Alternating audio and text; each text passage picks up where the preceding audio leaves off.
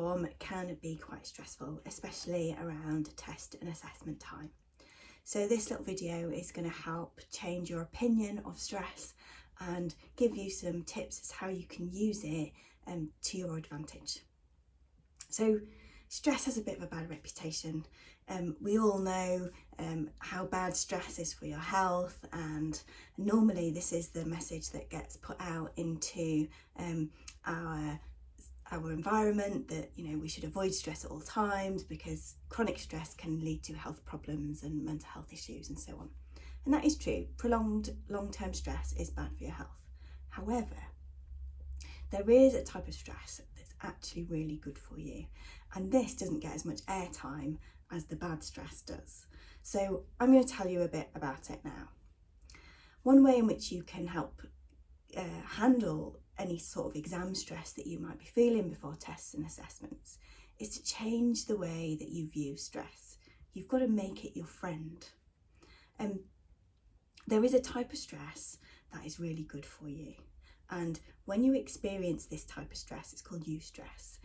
Your brain releases all kinds of chemicals that make you feel good, and this Eustress is good for you because it helps us feel motivated, it pushes us towards our goals, it challenges us, it helps us pay attention and have more focus, and in general makes us feel happier because of those chemicals that are being boosted.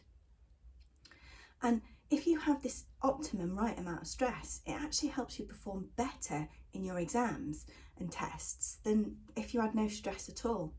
So change the way that you think about stress. Stress switches on your fight or flight mode. It's your body's way of getting you ready for action. So if you feel stressed before a test or an exam or an assessment, try and think about it as your body's way of preparing you to perform at your very best, rather than thinking about it in a negative way. The other way that you can help handle exam and test stress is to get organised. Print off the syllabus checklist, or ask your teacher for a list of the topics that you need to revise before your upcoming test or assessment. And get that list and break it down into smaller, more manageable little goals.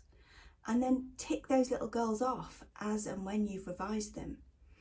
That's going to make it a lot more achievable and manageable, which is going to reduce your stress levels. You'll feel more confident going into the exam. Thirdly, the third way that you can help deal with stress is to make sure you've got a balance between revising for the test and the exam or the assessment and doing stuff that you enjoy. It's really common for students to go into revision mode just before a test or an assessment or an exam, where all they'll do is revise and cram as much as they can in before that test. That's really not good for your stress levels.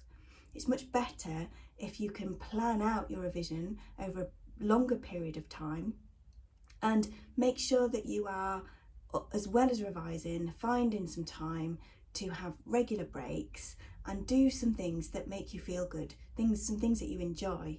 That boosts all the happy chemicals in your brain, and it makes you feel generally less stressed and happier about your test that's coming up.